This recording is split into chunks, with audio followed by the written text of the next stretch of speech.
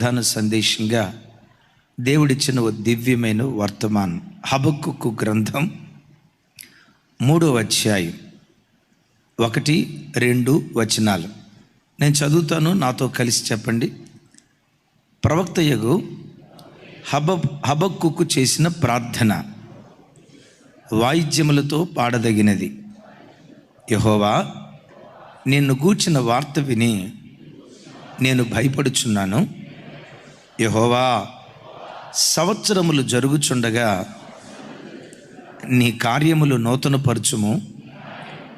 సంవత్సరములు జరుగుచుండగా దానిని తెలియచేయుము.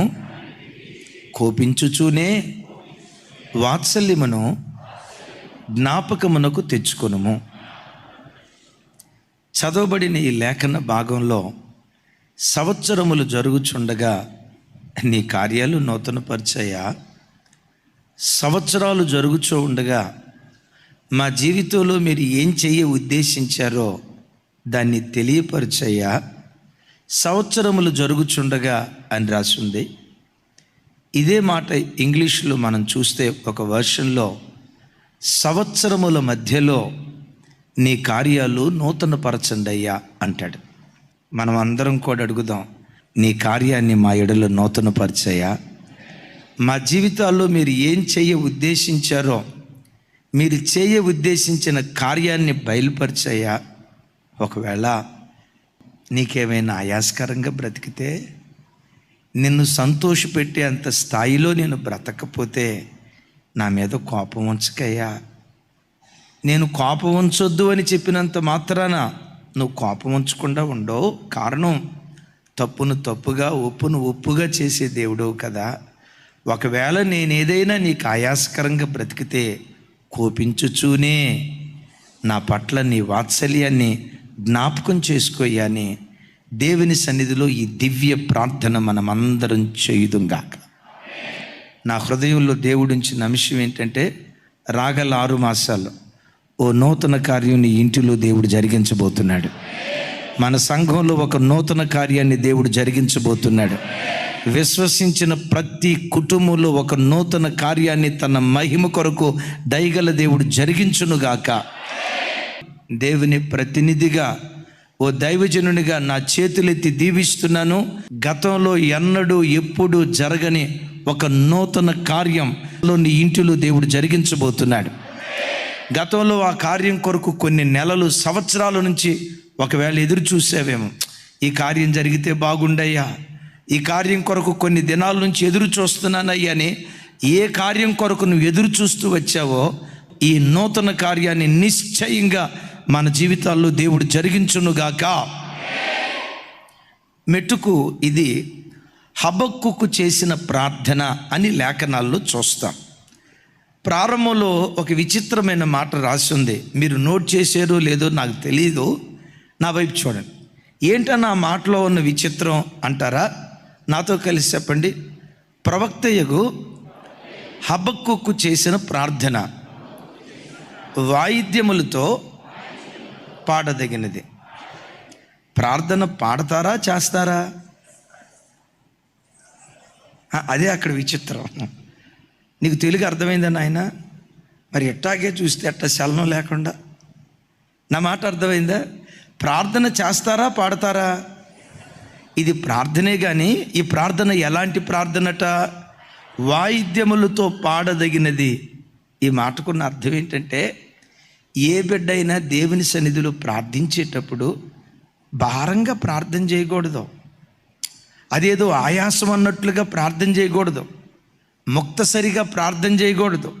మొక్కుబడిగా ప్రార్థన చేయకూడదు. ఏ మా సాంతరకోటం మా నిద్ర చంపటాలకు తప్పితే మేము ఎంత అలిసిపోతున్నామో అన్నకేం తెలుసు, అక్కకేం తెలుసు. సజీవులైన వాళ్ళందరూ అంటే రాకపోతే అంత పెద్దలో మాట అనొచ్చా? ఏంటిది, మేము ఎంత ప్రయాసపడుతున్నామో మీకేం తెలుసు అన్నట్లుగా భారంతో ప్రార్థన చేయకూడదు. ప్రార్థన ఎలా ఉండాలో తెలుసా? ఒక పాటలాగా దేవుని సన్నిధిలో ప్రార్థించాలట. గట్టిగా చెప్దాం ఆమెన్. ఇప్పుడు పాట పాడేటప్పుడు ఏ వ్యక్తిలోనైనా చూడండి, శరీరపు అవయవాలన్నీ కదులుతాయా లేదా? ఇట్లా ఎప్పుడు కొడతారు చప్పట్లో? చెప్పాలి. నోరు కదిలిద్దా? ఎస్. పాటలు పాడేటప్పుడు చప్పట్లు కొడతా ఉంటారు. ఇంకొంచెం ఆత్మ అనుభవం కలిగిన వాళ్ళు చెప్పండి, ఏం చేస్తారు? తాండవం ఆడాలి. ఇప్పుడు పాట పాడేటప్పుడు తాండవం ఆడాలి. పాట అంటంతో సంతోషంగా పాడతారు కదా, ప్రార్థన అంతకంటే ఎక్కువ సంతోషంగా చేసేవారిగా ఉండాలి. అందుకని ఈ ప్రార్థన దేనితో పాడదగినదట? వాయిద్యములతో పాడదగిన ప్రార్థన అని అంటాడు. ఎప్పుడు ప్రార్థన అని అంటంతో ఇష్టపూర్వకంగా హృదయంలో నుంచి ఒక తెలియని సంతోషం, నా దేవునితో మాట్లాడబోతున్నాను. ప్రార్థన గది మనుషుణ్ణి దేవుడు కలుసుకునేటువంటి స్థలం. విన్నారు ఈ మాట? ధూపవేదిక నిర్మించేటప్పుడు దేవుడు అంటాడు, మోషే ధూపవేదిక దగ్గర ధూపం వేయండి, అక్కడ నేను నిన్ను కలుసుకుందును. ఎక్కడ కలుసుకుంటానంటాడు? నువ్వు ప్రార్థన చేసే చోట నేను నిన్ను కలుసుకుంటా. ప్రార్థించేటప్పుడు నా యేసయ్యతో నేను మాట్లాడబోతున్నాను, నా యేసయ్యకు నా హృదయ సవ్వడి వినిపించబోతున్నానని ఒక సంతోష హృదయంతో ప్రార్థన చేయాలి. సంతోష హృదయంతో ప్రార్థన చేస్తే విచిత్రం ఏంటో తెలుసా? గంటసేపు ప్రార్థన చేసినా 5 నిమిషాల్లో అయిపోయినట్టుంటుంది. 2 గంటలు ప్రార్థన చేసినా 10 నిమిషాల్లో అయిపోయినట్టుంటుంది. ఇష్టపూర్వకంగా నువ్వు ప్రార్థన చేయలేదనుకో, 10 నిమిషాలు ప్రార్థన చేయి, 150 సార్లు కళ్ళు తెరిచి చూస్తావు. అంత గొప్ప కృప ఉంటుంది. 150 సార్లు కళ్ళు తెరిచి వాచి వైపు చూసి ఇంకా 10 నిమిషాలేనా? నువ్వు 10 నిమిషాల క్రితం మోకరిస్తే 10 నిమిషాలు కాకపోతే 150 నిమిషాలు ఎట్టవుతాయి చెప్పండి? ప్రేమతో ఏదైనా చేస్తే బైబిల్లో ఒక మాట రాసింది. ఇది ఎవరిని గురించి రాయబడిందో చెప్పండి. ఆవిడ కొరకు 7 సంవత్సరాలు కొలువు చేశాడట. 7 ఆహా భలే చెప్పారు. చెప్పండి, ఎన్ని సంవత్సరాలు కొలువు చేశాడు? అక్కడ ఏమని రాసి ఉంటుందో చూడండి నాతో కలిసి. యాకోబు రాహేలు కోసం 7 సంవత్సరములు కొలువు చేసెను, అయినను అతడు ఆమెను ప్రేమించుట వలన అది అతనికి కొద్ది దినములుగా తోచెను. ఎన్ని దినాలు? ఎన్ని సంవత్సరాలు?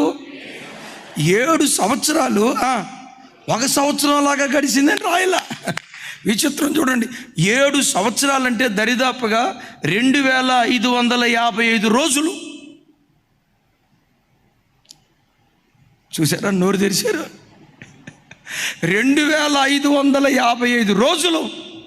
ఈ 255 రోజులంట కొద్ది దినాలుగా గడిచిపోయాయట. ఎందుకో తెలుసా? యాకోబు రాహేలును అంత ప్రేమించాడు.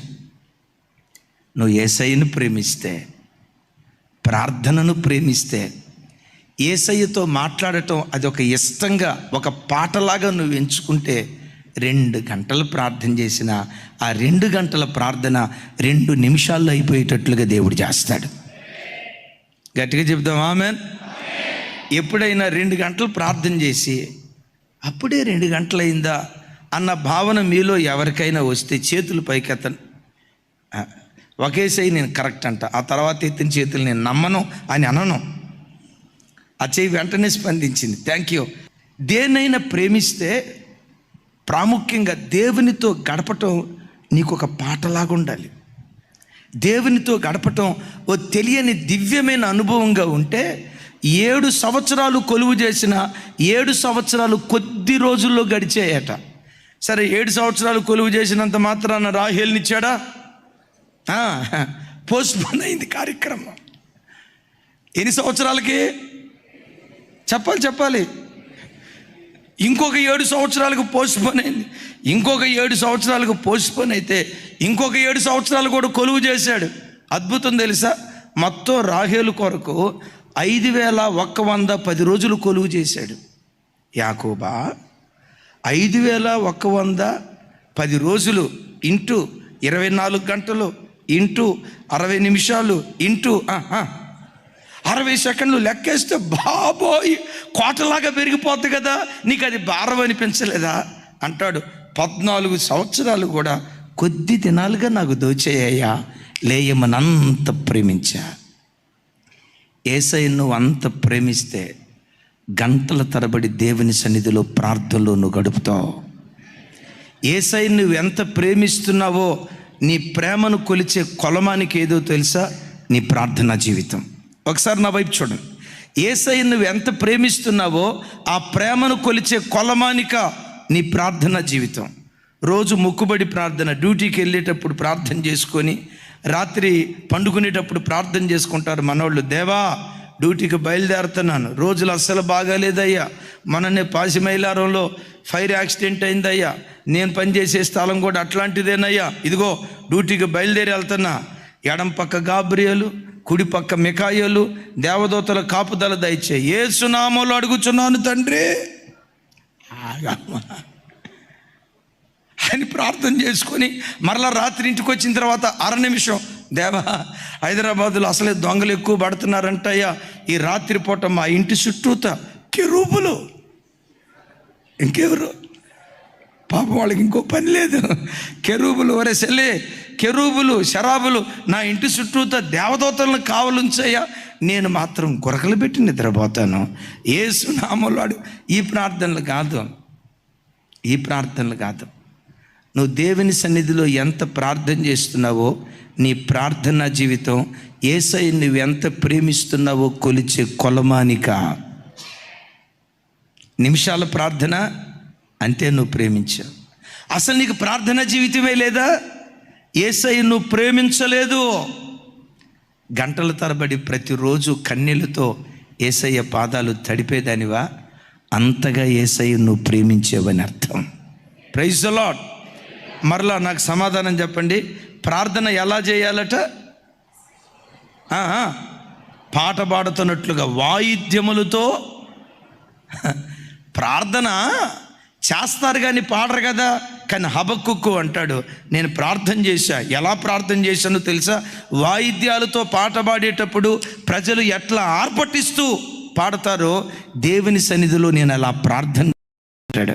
అలాంటి ప్రార్థన జీవితం మన ఒక్కొక్కరి మీద దేవుడు కుమ్మరించునుగాక. ప్రార్థన అంత ప్రేమించాడు కాబట్టే ఆయనకు పెట్టబడిన పేరేంటి చెప్పండి? అరే చెప్పే కదా, ఆయన పేరేంటి? హబక్కుకు. అంటే అర్థం ఏంటో తెలుసా? కౌగిలింత. నాయనా, ఎవరిని కౌగిలించుకున్నావు? పిల్లలనా? ఎవరిని కౌగిలించుకున్నావు? ఉద్యోగాన్నా? ఎవరిని కౌగిలించుకున్నావు? కుటుంబ సభ్యులనా? అంటాడు. వాళ్ళని కౌగిలించుకున్నాను కానీ వాళ్ళను మించి నా ఆరాధ్య దైవం దేవుని నేను కౌగిలించుకున్నాను. దేవుని అలా కౌగిలించుకున్నాడు కాబట్టి ప్రార్థన కూడా ఒక పాటలాగా చేశాడు. అట్టి ప్రార్థన దేవుడు మనకు దయచేయును గాక. ఆయన చేసిన ప్రార్థనలో 3 ప్రత్యేకమైన విషయాలు ఉన్నాయి. ఒకటి, నూతన పరిచయ అంటాడు. నూతన పరిచయ, రిన్యూ. రెండో మాట అంటాడు, తెలియచేయ, రివీల్ అంటాడు. మూడవది మరో చక్కటి మాట, జ్ఞాపకం చేసుకోయ, రిమెంబరెన్స్. దైవజనమా, ఆయన అంటాడు సంవత్సరం మధ్యలో, అయ్యా మేము సంవత్సరం మధ్యలో ఉన్నాం, 2025 సంవత్సరం యొక్క మధ్యలో మేము ఉన్నాం, ఏం కోరుకుంటున్నారే మీరు అంటాడు ఈ భక్తుడు. అయ్యా నన్ను రిన్యూవల్ చేయి, రిన్యూ చేయి. రిన్యూ చేయటం అనే మాటకు 3 అర్థాలు ఉన్నాయి. క్లుప్తంగా చెప్తాను. రిన్యూ చేయటం అంటే పునఃస్థితికి తీసుకురావటం. ఒకప్పుడు దానికి ఏ స్థితి ఉండేదో ఆ పునఃస్థితికి తీసుకురావటాన్ని రిన్యూ అంటారు. ఇది మనకు అర్థమయ్యే భాషలో చెప్పాలంటే వాడుక భాషలో చెప్తాను. పాత రోజుల్లో పల్లెటూళ్ళలో ఇత్తడి బిందెలు ఉండేవి. ఒకసారి చెప్పండి, కొంచెం గట్టిగా, పెద్దగా చెప్పాలి. సంవత్సరం అంతా ఇత్తడి బిందెలు వాడతారు. కొంతమంది అటక మీద పడతారు, అప్పుడప్పుడు వాడతారు. మొత్తానికి వాడి వాడి వాడి ఇంకొక వారం రోజుల్లో క్రిస్మస్ పండుగ రాబోతుంటే ఏం చేస్తారు చెప్పండి? చెప్పండి, మా నోరు తెరిచి. ఆ ఇత్తడి బిందెలు అటక మీద నుంచి దించి, మా చిన్నతనంలో బాగా జ్ఞాపకం, చింతపండు నానబోసి, అవునా కాదా? మీకెట్టా తెలుసా నన్ను అడగొద్దు. చింతపండు నానబోసి ఆ చింతపండుతో రుద్దితేనండి ఇక ఆ ఇత్తడి బిందెలు చూసారా, షాపు దగ్గర తీసుకొచ్చేటప్పుడు ఎంత ఎంత తళతళలాడుతుందో దానికి దీటుగా తళతళలాడుతుంది. మరలా పూర్వపు స్థితికి వచ్చింది. అది గొడ్డలు ఉంది, రోజు దాన్ని వాడుతూ ఉంటే చెట్లు నరుగుతూ ఉంటే దాని ఏమైపోద్ది? అది ఏమంటారు దాన్ని మొద్దుబారిపోద్ది. ఆ మొద్దుబారిపోయిన దాన్ని మరలా పునఃస్థితికి తీసుకురావాలంటే ఏం చేస్తారు? ఆకురాయికేసి నూనె పోసి రుద్ది ఒకప్పుడు ఏ స్థితిలో ఉండేదో ఆ స్థితికి తీసుకురావటాన్నే నూతనపరచటము అంటారు.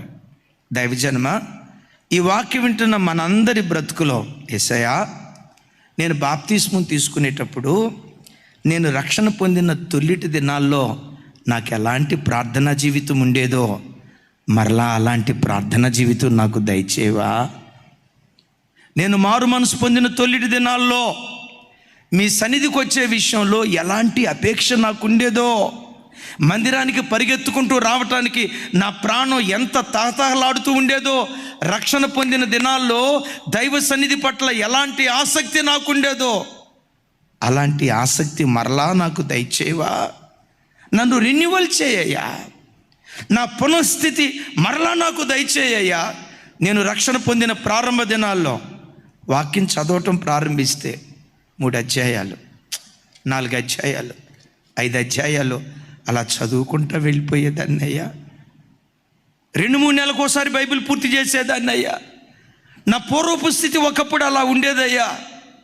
వాడుతూ ఉండటాన్ని బట్టి, పనిలో ఉపయోగించుకోవటాన్ని బట్టి దాని పదును మొద్దుబారిపోయినట్లుగా నా భక్తి జీవితం కూడా మొద్దుబారిపోయిందయ్యా.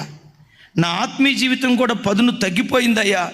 మరలా పూర్వపు పదును నాకు దయచేవా, పూర్వపు దైవాసక్తి నాకు దయచేవని ప్రతి బిడ్డ పునఃస్థితి కొరకు దేవుని సన్నిధిలో ప్రార్థించుదుముగాక. ఒకసారి నా వైపు చూడండి. బాప్తిస్మం పొందిన తొలిటి దినాలు అలా ప్రక్కన పెడదాం. 2025 సంవత్సరంలో అడుగుపెట్టే ముందు 2024 సంవత్సరంలో మనకు శుద్ధీకరణ కోటాలు జరిగాయా లేదా? భక్త మహాశైలారా నోరు తెరిచి చెప్పండి. మాధవ్ గారు, జరిగాయా లేదా? శుద్ధీకరణ కోటాలు జరిగేటప్పుడు, నూతన సంవత్సరంలో అడుగుపెట్టేటప్పుడు ఏమని మీరు తీర్మానాలు చేసుకున్నారు? మీరేం చెప్పాల్సిన అవసరం లేదు, నేను చెప్తా. ప్రతి దినం అరుణోదయపు దినాన్ని లేస్తానయ్యా తీర్మానం చేసుకున్నావు, చేసేవు కూడా. ప్రతిరోజు రాత్రి కుటుంబ ప్రార్థన చేసుకుంటానయ్యా తీర్మానం చేసుకున్నావు కూడా. వారంలో ఒక్కరోజు ఉపవాసం ఉంటానయ్యా, రోజుకొచ్చి కనీసం 2 గంటలు 3 గంటల ప్రార్థనలో గడుపుతానయ్యా తీర్మానం చేసుకొని ఒక వారం 10 రోజులు దాన్ని కొనసాగించాం. సహజంగా మనుషుని యొక్క మనస్తత్వం ఎలా ఉంటుందో చెప్తాను. కొత్తకు వింతగా, విచిత్రంగా, సంతోషదాయకంగా ఉంటుంది. ఓ మాట, నీకు స్వీట్ అంటే బాగా ఇష్టం. ఒక 2 కిలోలు స్వీట్ తెచ్చుకున్నావు, పుల్లారెడ్డి నేతి స్వీట్ తీసుకొచ్చుకున్నావు, పెట్టుకున్నావు. మొదటి తినేటప్పుడు అబ్బా రైట్ ఎంత బాగుందో కదా, అబ్బా ఎంత బాగుందో కదా. మొదటి తినేటప్పుడు ఏదేమైనా యుద్ధం చేసైనా ఈ 2 కిలోలు తినాల్సిందే అని అనుకుంటాం. మొదటి తినేటప్పుడు చాలా ఆసక్తి ఉంటుంది, చాలా మాధుర్యంగా ఉంటుంది. రెండోది తిన్న తర్వాత మూడోది తిందామంటావా? మూడోది కూడా బలవంతంగా తింటావా? 5వ దానికి వచ్చేసరికి ముఖం మొత్తదా? మీకు మొత్తేటట్లే తల్లే. సరే 5 కాకపోతే 10 తిన్న తర్వాత అన్న ముఖం మొత్తిద్దా లేదా? సహజంగా మన ఆధ్యాత్మిక జీవితం కూడా ఎలాంటిదంటే, తీర్మానం చేసుకున్న మొదటి దినాన బహుతీవ్రతతో ప్రార్థన చేస్తాం, 2వ రోజు కూడా బహుతీవ్రతతో ప్రార్థన చేస్తాం, 3వ రోజు కూడా బహుతీవ్రతతో ప్రార్థన చేస్తాం, 4, 5, 6, 7, 10వ రోజుకి వచ్చేసరికి ఆ తీవ్రత స్థాయి తగ్గిపోతుంది. ఈ భక్తుడు ఏమంటాడో తెలుసా? మరలా ఆ పునఃస్థితి మాకు దయచేయ్యా, మా ఆత్మీయ జీవితాన్ని నూతనపరచు. ఒకప్పుడు మా గుండెల్లోని వంటే ఎంత పిచ్చి ప్రేమ ఉండేదో, మా ప్రాణం నీ కొరకు ఒకప్పుడు ఎలా తహతహలాడేదో ఆ పూర్వపు స్థితి మరలా దయచేయని యేసు నామం పేరిట సంవత్సరం మధ్యలో నీ ఆత్మీయ జీవితాన్ని దేవుడు నూతనపరచునుగాక. నిన్ను పట్టినటువంటి ఆ తుప్పు యేసు నామములో వదిలిపోవునుగాక. ఆ భక్తిహీనపు అనాసక్తి యేసునామములో తొలగిపోవునుగాక. అదే భక్తుడు అంటాడు, ఏమంటాడు? సంవత్సరముల మధ్యలో నీ కార్యములు, అంటే నా పునఃస్థితి, నా పూర్వస్థితి మరలా నాకు దయచే. ఒకసారి కూర్చొని ఆలోచించండి.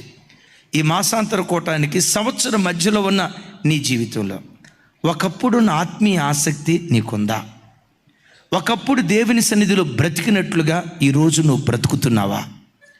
ఒకప్పుడు పవిత్రతను ఎంత ప్రేమించేవాడివో అలాంటి పవిత్రమైన జీవితాన్ని నేటికి కాపాడుకుంటున్నావా? మన రక్షణ పొందిన ప్రారంభ దినాల్లో మన పూర్వపు స్థితి ఎలా ఉండేదో 2 మాటలు చెప్తాను.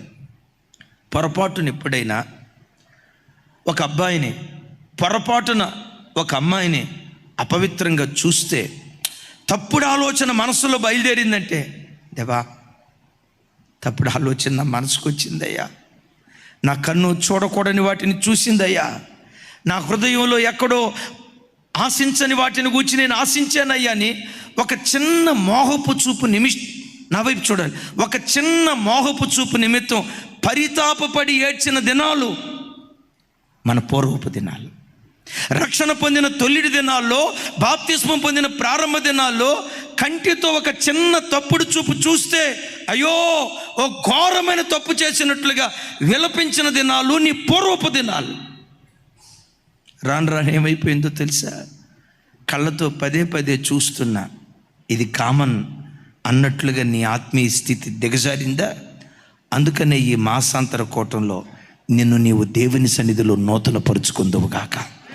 ఆ రోజుల్లో పసితనం, ఆత్మీయ పసితనం కలిగి ఎలాంటి ఆత్మీయ స్థితిలో నేను బ్రతుకుతూ వచ్చానో అలాంటి పవిత్రమైన జీవితం నాకు దయచేయి.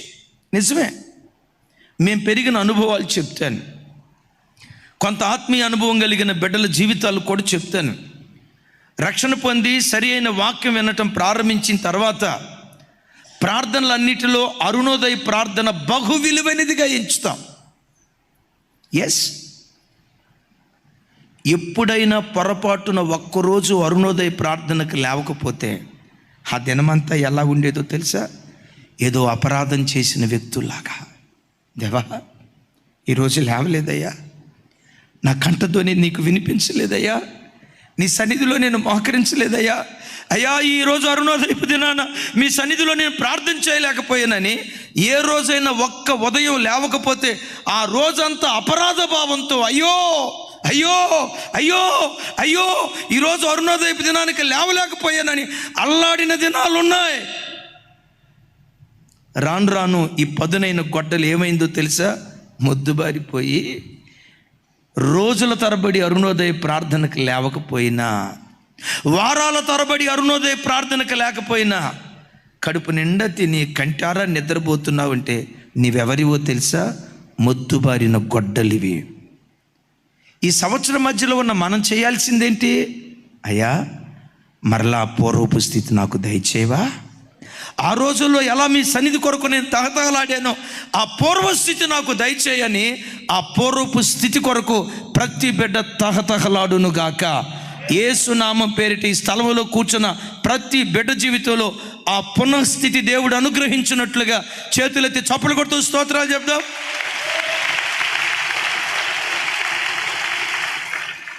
ఆమె రెన్యూ, నూతనపరచు, నీ కార్యాలు నూతనపరచు అంటే దానిలో ఉన్న 3వ విషయం ఏంటంటే, అయ్యా పూర్వదినాల్లో నువ్వు కార్యాలు చేసేవే మా పితరుల జీవితాల్లో, నేను బాప్తిస్మం పొందిన జీవితం నా తొలిడి దినాల్లో నువ్వు కార్యం చేసేవే, ఆ పూర్వదినాల్లో కార్యం చేసినట్లుగా నేటి దినాల్లో కూడా మా జీవితంలో నువ్వు కార్యం చేయి. యెషయా గ్రంథం చూడండి, 51వ అధ్యాయం 9వ వచనం నుంచి 11వ వచనం వరకు నాతో కలిసి, యెహోవా బాహువా లెమ్ము లెమ్ము, పెద్దగా బలము తొడుగు కొమ్ము, పురాతన కాలములోను పూర్వకాలములలోను లేచినట్లు లెమ్ము. రాహాబును తుత్తునీలుగా నరికిన వాడవు నీవే కదా, మకరమును పొడిచిన వాడవు నీవే కదా, అగాధ జలములు గల సముద్రమును ఇంకిపోజేసిన వాడవు నీవే కదా, విమోచించబడిన వారు దాటిపోవునట్లుగా సముద్రగాధ స్థలములను త్రోవగా చేసిన వాడవు నీవే కదా. స్వరమెత్తాలి. యెహోవా, విమోచించిన వారు సంగీత నాదముతో సియోనుకు తిరిగి వచ్చెదరు. నిత్య సంతోషము వారి తలల మీద ఉండును. వారు సంతోషము గలవారగుదురు. దుఃఖమును నిట్టూర్పును తొలగిపోవును. చప్పలు కొట్టు స్తోత్రాలు చెప్దాం. పురాతన కాలాలలో దేవుడు కార్యం చేసినట్లుగా, పూర్వదినాల్లో దేవుడు కార్యం చేసినట్లుగా యేసు నామం పేరిట రాగల జూలై మాసం, రాగల 6 మాసాలు నీ జీవితంలో దేవుడు కార్యం చెయ్యునుగాక. పూర్వదినాల్లో దేవుడు కార్యం చేసినట్లుగా నీ జీవితంలో, నా జీవితంలో కార్యం చేస్తే నీ తల మీద ఉన్న దుఃఖం, నిట్టూర్పు ఎగిరిపోయేటట్లుగా చేసి మన తలల మీద నిత్యానందాన్ని దేవుడు కుమ్మరింపజేస్తాడు. పెద్దగా చెప్దాం ఆమేన్. ఒకసారి ఈ పదజాలం ఒకసారి చూడండి. 9వ వచనం చూడు తమ్ముడు, నాతో కలిసి నా వైపు చూసి చెప్పండి. యెహోవా బాహువా, లెమ్ము లెమ్ము, బలమును తొడుగుకొనుము. పూర్వకాలములలో, పురాతన దినములలో లేచినట్లుగా లెమ్ము. అంటే ఈ కాలంలో ఉన్న ఈ యెషయి భక్తుడు ఏమని ప్రార్థన చేస్తున్నాడు?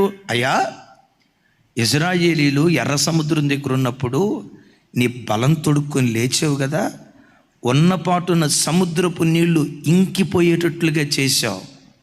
సముద్రపు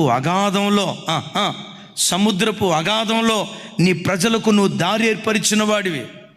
ఈ వాక్యం వింటున్న బిడ్డలారా, సముద్ర జలాలు ఇంకిపోయేటట్లుగా చేశాడు పూర్వదినాలలో. ఒకవేళ ఈ వాక్యం వింటున్న నీ బ్రతుకులో నీవు అనుభవిస్తున్న సమస్య సముద్రం అంత విస్తారంగా ఉందా? నువ్వు అనుభవిస్తున్నటువంటి దుఃఖం సముద్రంలో ఉన్న నీళ్లు కొలవలేనట్లుగా, నీవు అనుభవిస్తున్న వేదన, మానసిక కృంగుదల, గుండెల్లో ఉన్న ఆవేదన ఎవరికి చెప్పుకోవాలో అర్థం కాక నీ హృదయమే ఒక దుఃఖ సముద్రంగా ఉందేమో. అయ్యా, ఒక సమస్య, 2 సమస్యల. సముద్రం ఎంత విస్తారంగా ఉంటుందో విస్తారమైన సమస్యలు నా చుట్టూత ఆవరించేయ్యా, ఇదయ్యా నా పరిస్థితి అని ఒకవేళ లైవ్ చూస్తున్న మీలో ఎవరైనా కృంగిని స్థితిలో ఉంటే, పురాతన కాలాలలో యెహోవా బాహువు లేచినట్లుగా ఈ రాత్రి నీ విషయంలో లేస్తే సముద్రం లాంటి విస్తారమైన సమస్యలు కూడా క్షణంలో ఇంకిపోయేటట్లుగా దేవుడు కార్యం చేస్తాడు. క్షణంలో ఇంకిపోయేటట్లుగా కార్యం చేస్తాడు. నువ్వు చూస్తూ ఉండగానే, నీ కళ్ళు చూస్తూ ఉండగానే ఆ దుఃఖ సముద్రాన్ని దేవుడు దాటింప చేయునుగాక. ఇందాక నుంచి మీరు వింటున్నారు, దుఃఖ సముద్రం అన్నయ్య. పసిఫిక్ మహాసముద్రం పేరున్నా, అరేబియా మహాసముద్రం పేరున్నా, బంగాళాఖాతం పేరున్నా, ఇంకేం సముద్రాలు, ఎర్ర సముద్రం పేరున్నా, నల్ల సముద్రం కూడా ఉంది, మీకు తెలుసో తెలీదు. నల్ల సముద్రం పేరున్నా, దుఃఖ సముద్రం ఎక్కడుందన్నా అని అంటారా? దుఃఖ సముద్రం నీ గుండెల్లో గూడు కట్టుకొని ఉంది. ఈ సముద్రం ఎవడికి తెలియదు. పైకి నవ్వుతా కనపడతాడు. జీవన్, బాగున్నావా? కోల్గేట్ అడ్వర్టైజ్మెంట్ లాగా చాలా బాగున్నానన్నా. ఎస్, చాలా బాగున్నానన్నా. బయట సమాజం ఎదుట నవ్వుతూ కనపడుతున్నావేమో. తండ్రి, ఓ తల్లి, ఈ వాక్యం వింటున్న తమ్ముడా, చెల్లి, లైవ్ చూస్తున్న బిడ్డలారా, నీ గుండెల్లో నీ దుఃఖ సముద్రం గూడు కట్టుకొని ఉందా? యేసు నామం పేరిట రాగల నెలలో దుఃఖ సముద్రాన్ని దేవుడు దాటించబోతున్నాడు. దుఃఖము, నిట్టూర్పు ఎగిరిపోయేటట్లుగా దేవుడు కార్యం చేయబోతున్నాడు. యెహోవా బాహువా. కిషోర్ గారు, బలమును తొడుగుకొనుము. పూర్వకాలములో, పురాతన కాలములో లేచినట్లుగా, ఇశ్రాయేలీయుల జీవితాల్లో లేచినట్లుగా రాగల 6 మాసాలు నీ జీవితంలో దేవుడు లేచునుగాక. ఎర్ర సముద్రం దగ్గర అద్భుతం చేసిన దేవుడు నీ ఇంటి వాకిడి దగ్గర అద్భుతం చేయునుగాక. ఆకాశం నుండి మన్నాను కురిపించిన దేవుడు నీ జీవితంలో ఒక వింతైన కార్యాన్ని నీ కుటుంబంలో జరిగించునుగాక. పురాతన కాలాలలో దేవుడు జరిగించినట్లుగా తన సంపూర్ణ బలంతో రాగల మాసం నీ కుటుంబంలో దేవుడు జరిగించునుగాక. రెన్యూ, పునఃస్థితిని తెచ్చుకోవటం. రెన్యూ, పురాతన కాలంలో కార్యం చేసినట్లుగా నువ్వు కార్యం చేయి. 3వది, మరొక అద్భుతమైన విషయం, పూర్వపు వైభవం మరలా దయచేయటం. ఇది రిన్యూ అంటే. ఒకసారి చూడండి ఆ మాట. నెహెమ్యా గ్రంథం 2వ అధ్యాయం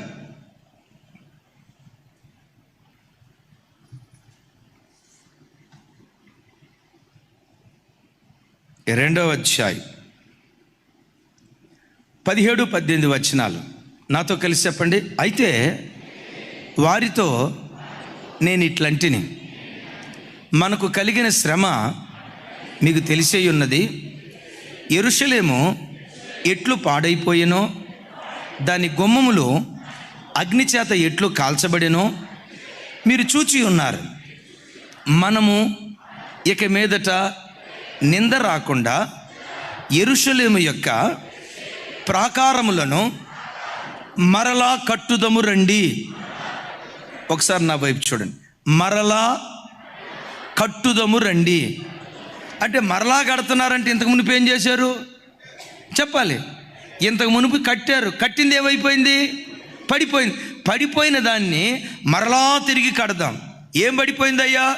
యెరూషలేము చుట్టూతా ప్రాకారాలు ఉండేవి. యెరూషలేము చుట్టూతో ఉన్న ప్రాకారాలు శత్రువు పడగొట్టాడు. పడగొట్టిన ప్రాకారాలను మరలా తిరిగి కడదాము. ప్రాకారం ఎలా కట్టబడుతుందో మీకు తెలుసు కదా. ఇటుక వెంబడి ఇటుక, ఇటుక వెంబడి ఇటుక. ప్రాకారంలో ఉన్న ఇటుకలకు ఒకదానికొకటి గ్యాప్ ఉంటుందా, కలిసి ఉంటాయా? నోరు తెరిచి చెప్పాలి. కొంచెం నోరు తెరిచి చెప్పాలి. కొంచెం నోరు తెరిచి చెప్పాలి. కలిసి అసలు గ్యాప్ ఉంటుందా? రంధ్రం ఉంటుందా? ఖాళీ ఉంటుందా? ఒకవేళ ఖాళీ ఉంటే దానిలో దూరి శత్రువు వస్తాడా రాదా? డెఫినెట్గా వస్తాడు. ఆ రోజుల్లో ప్రాకారం ఇటుక వెంబడి ఇటుక అంటే ప్రాకారం దేనికి గుర్తంటే ఐక్యతకు, ఏక మనస్సుకు గుర్తు. ఆదిమ సంఘం ఉందే పూర్వస్థితి. ఆదిమ సంఘం ఉందే పూర్వస్థితి. ఆ ఆదిమ సంఘం అట ఏకభావంతో, ఏక తాత్పర్యంతో, ఏక మనస్సుతో బ్రతికారట. విన్నారా? వాళ్ళ ఏక మనస్సు ఎంత గొప్పదో చెప్పాలంటే, ఒక ఆయన 1000 రూపాయలు జీతగాడు, ఇంకొక ఆయన 10,000 రూపాయలు జీతగాడు, ఇంకొక ఆయన 50,000 రూపాయలు జీతగాడు, ఇంకొక ఆయన 1,00,000 రూపాయలు జీతగాడు. నలుగురు ఒకే సంఘంలో ఉన్నారు. ఆదిమ సంఘంలో ఉన్న ఐక్యత ఏంటో తెలుసా? 10 లక్షల రూపాయల జీతం సంపాదించినోడు జీతం, 1000 రూపాయలు సంపాదించినోడు జీతం, 50,000 సంపాదించినోడు జీతం, 25,000 రూపాయలు సంపాదించినోడు జీతం ఒకే చోట పెట్టి 4 భాగాలు వేసి సమిష్టిగా పంచుకునేవాళ్ళు అంట. ఇట్లాంటి పని మనం కూడా చేద్దామంటారా? కొంతమంది తలకాయలు దించారు. నేను ఆ పని చేయలేయా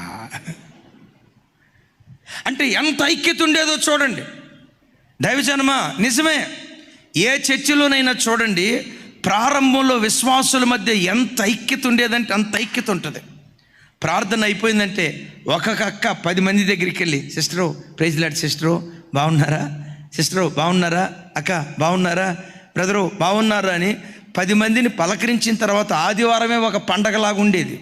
ఆమె చెప్పండి ఒకసారి పెద్దగా. ఇప్పుడు సంఘం పెరిగిన తర్వాత ఒకరినొకరు పలకరించుకోరు. ప్రార్థన అయిపోవటం ఆలస్యం. ఇంట్లో వండుకొని వచ్చిన గోంగూర మాంసం కూర ఏమైపోద్దో, చేపల కూర ఏమైపోద్దో, ఇంట్లో వండుకున్న ఈ ఏమైపోతాయోనని ఆమెనంటాం చాలు ఆనోకు మాయమైనట్టు మాయమైపోతున్నారు. ఆ తొల్లిటి ప్రేమ సంఘానికి కరువైపోతుంది. సంఘం పట్ల బాధ్యత, విశ్వాసులను సంఘంలో స్థిరపరచాలి.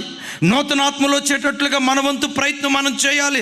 సంఘం కొరకు రోధించాలని సంఘంలో, ప్రతి సంఘంలో ఒకప్పుడు నోటి మాటలతో చెప్పలేనంత ఐక్యత మన మధ్యలో ఎడముండకూడదు. ఇదే మాట నెహెమ్యా గ్రంథం తర్వాత అంటాడు. చూడండి, నెహెమ్యా గ్రంథం తమ్ముడు 4వ అధ్యాయం 19వ వచనం. అందరూ ఆ మాట చూడండి.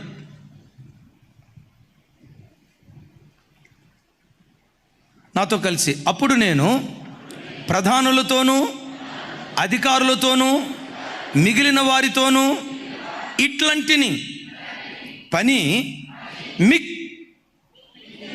గొప్పది. నేను అన్నట్టు చెప్పాలి పెద్దగా. ఈ పని, ఏ పని? ఈ పని అరే దేవుని మందిరాన్ని కట్టే పని, ఆత్మలను సంపాదించే పని, నశించిపోతున్న ఆత్మలకు యేసుక్రీస్తు సువార్తను చాటి చెప్పే పని, విశ్వాసంలో చంచలత్వంతో బ్రతికే వ్యక్తులు విశ్వాసంలో స్థిరపడేటట్లుగా చేసే పని, త్రాగుబోతులుగా, తిరుగుబోతులుగా, వ్యభిచారులుగా దైవము కాని వాటిని ఆరాధిస్తూ దైవము కాని వాటినే దేవుడని నిర్దేవులను ఆరాధించే ప్రజలకు నిజ దేవుడు ఎవరో తెలియచేసే పని మిక్కిలి గొప్ప పని. Praise the lord. పెద్దగా చెప్తాం, ప్రైజ్ ది లార్డ్. ఏది మిక్కిలి గొప్ప పని? నశించిపోతున్న ఆత్మలో నరకానికి వెళుతుండగా నరకాగ్నికి అంచులకు వెళ్ళేటువంటి ప్రజలను, నరకపు పొలిమేరలో కొట్టుమిట్టాడుతున్న ప్రజలను అక్కడి నుంచి లేవనెత్తి పరలోకం వైపు నడిపించటం, ఈ పని మిక్కిలి గొప్ప పని. నీ వెల్డింగ్ పని కంటే ఇది మిక్కిలి గొప్ప పని అన్నా. నీ ఇన్కమ్ ట్యాక్స్ డిపార్ట్మెంట్ పని కంటే ఇది మిక్కిలి గొప్ప పని తమ్ముడా. నీ సాఫ్ట్వేర్ ఉద్యోగం కంటే ఇది మిక్కిలి గొప్ప పని. అనగజెప్పక ఆఫ్రికా ఖండంలో చేసే ఉద్యోగం కంటే ఈ పని చెప్పండి. ఈ మిక్కిలి గొప్ప పనిలో అంటాడు ఇది మిక్కిలి గొప్ప పని. కానీ బాధ ఏంటంటే మనము గోడ మీద ఒకరికి ఒకరము ఎట్లున్నామంటే, ఎడం కూడా కాదు, పెద్దగా చెప్పండి అమ్మా, అందరు పెద్దగా చెప్పాలి. ఒకరికొకరం చాలా ఎడంగా ఉన్నాం. ఇప్పుడు ఎడంగా ఉన్న మనం అందరం ఏమైపోవాలో తెలుసా? కలిసిపోయి ఏకతాత్పర్యం, ఏక భావంతో మనం బ్రతకటం ప్రారంభిస్తే, చేయి కలిపి అన్న సంఘం కడదాం రండి, ఆత్మలు సంపాదిద్దాం రండి, వచ్చే ప్రజలు సంఘంలో స్థిరపడేటట్లుగా మన వంతు ప్రయత్నం మనం చేద్దాం రండి అని దేవుని రాజ్య నిర్మాణంలో ఈ మిక్కిలి గొప్ప పనిలో పసిబిడ్డ మొదలుకొని పండు ముసలి వాని వరకు ప్రతి వారు పాలి భాగస్థులగుదురుగాక. చెబుదాం గట్టిగా ఆమెన్.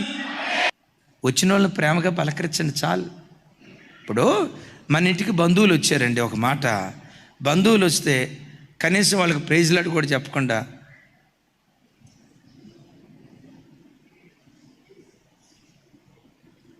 సూపులతో చంపుతారంటారు చూసారా? ఆ సూపు చూసావంటే ఆడు బతుకున్నంతకాలం నీ ఇంటికి రాడు. ఒకవేళ వచ్చాడంటే ఎప్పుడు వస్తాడో చెప్పమంటారా? ఆ మాట నేను అనకూడదు, అది వాక్యానుసారం కాదు, కానీ అర్థం అవడానికి చెప్తాను. ఒకవేళ మీరు ఇంటికి వచ్చాడంటే ఆడు చచ్చిన తర్వాత ఆ ఖాళీ పూర్తి చేయండి. ఆ వ్యక్తి ఏమి లేదు. ఈరోజు మన పరిచర్య ఎంత ఆశీర్వదించబడిందంటే అన్నోళ్ళు, సంఘ పెద్దలు, వాలంటీర్స్, అక్కలు కర్షకుల్లాగా పనిచేస్తారు. 5ంటికి వస్తే, ఆదివారం ఉదయం 5ంటికి వస్తే మధ్యాహ్నం 2 దాకా ఇల్లు పిల్లలు వాళ్ళందరికీ విడాకులు ఇచ్చేస్తారు. ఆదివారం పూర్తిగా దేవుని పనిలో. నేనంట ఇంతవరకు చేసిన పని కంటే రాగల 6 మాసాలు మన బ్రతుకు కాలమంతా మరెక్కువగా చేయుదుంగాక. అతిగా చెప్తాం ఆమెన్. రాజు ఇట్రా, ఇజ్రాయిల్ ఇట్రా, నా వైపు చూడాలి. మీలో ఎవరికైనా ఎవరి మధ్యలోనైనా కాస్త ఎడ ఉంటే, అక్క ఎక్కడైనా ఎడ ఉంటే, ఏ సిస్టరా మంచిది కాదులే, ఏ బెదరా మంచి ఇట్రండి ఆయన ఇట్రండి, మనలో ఎడ అరే అటు మనలో ఎడ ఉందనుకో, జ్వరపడతాడు నాగరాజు గారు. ఆడు జ్వరపడకుండా ఉండాలంటే ఏం చేయాలి? మనలో ఎడ ఉండకూడదు అంటాడు. మనము ఒకరికొకరు ఎడంగా ఉన్నాం. మరలా పూర్వపు స్థితి దేవుడు మనకి ఇవ్వాలంటే మనం అందరం ఏక శరీరంగా మారిపోదుంగాక. చప్పలు కొడుతూ స్తోత్రాలు చెప్దాం. కలిసిపోవాలి. యేసయ్యకి మహిమ కలుగును గాక. అన్నా ఆ రోజు ఆయన నన్ను ఎంత బాధ పెట్టాడు మీకేం తెలుసు అన్న, ఏమని కలిసిపోతామన్నా? అనుభవించే మాకు తెలుస్తుంది, ఇక్కడ మంట పడుతుంది కడుపులో. అనుభవించే మాకు తెలిసేది. ఆ రోజు నన్ను ఎంత బాధ పెట్టాడో తెలుసా? నేనంట యేసయ్య నువ్వు బాధ పెట్టినంతగా నేను నా వ్యక్తి ఏం బాధ పెట్టలా. అయినా యేసయ్య నిన్ను చేరదీయలేదా? నిన్ను సహించలేదా? నిన్ను భరించలేదా? నీ అపరాధాన్ని దేవుడు క్షమించాలంటే నీవు ఎదుటివాడిని క్షమించేదానిగా ఉండాలి. చెప్దాం ఆమేన్. నేను మీ అందరితో ఒకే మాట చెప్తాను. వెళ్ళండి చిన్న. మేడగది మీద 120 మంది ఉన్నారు పురుషులు, అనేక మంది స్త్రీలు. మేడగది అనుభవం చెప్పమంటారా? శరీరాలు 120 కానీ మనస్సు మాత్రం ఒక్కటే. మనస్సు మాత్రం ఒక్కటే. మన మందిరంలో 10,000 మంది ఉన్నా, శరీరాలు 10,000 ఉన్నా, మనస్సు మాత్రం ఏక మనస్సుగా ఉండునుగాక. అలా ఏక మనస్సుతో వాళ్ళు ప్రార్థన చేయటాన్ని బట్టి జరిగింది ఏంటో తెలుసా? పరలోకంలో ఉండే పరిశుద్ధాత్ముడు పరలోకంలో ఉండలేక మేడగది మీదకి దిగొచ్చాడు. రాగల 6 మాసాలు, రాగల మన బ్రతుకు కాలమంతా మన సంఘంలో పరిశుద్ధాత్ముడు నాట్యమాడునుగాక. పరిశుద్ధాత్మ దేవుడు ఒక్కొక్క బిడ్డ మీద అల్లాడునుగాక, ఒక్కొక్క బిడ్డ మీద వ్రాలునుగాక. ఆత్మదేవుడు పని చేయటం ప్రారంభిస్తే అంటాడు, శక్తి చేత కాదు, బలము చేత కాదు, నా ఆత్మ ద్వారా ఈ కార్యాన్ని జరిగిస్తాను. ఓ జెరుబ్బాబేలుకు వ్యతిరేకంగా లేచిన పర్వతమా, జెరుబ్బాబేలును అడ్డగించుటకు ఏమాత్రపు దానవు నీవు చదును భూమిగా మార్చబడతావు అంటాడు. అలాంటి కార్యం దేవుడు మన మధ్యలో చేయునుగాక.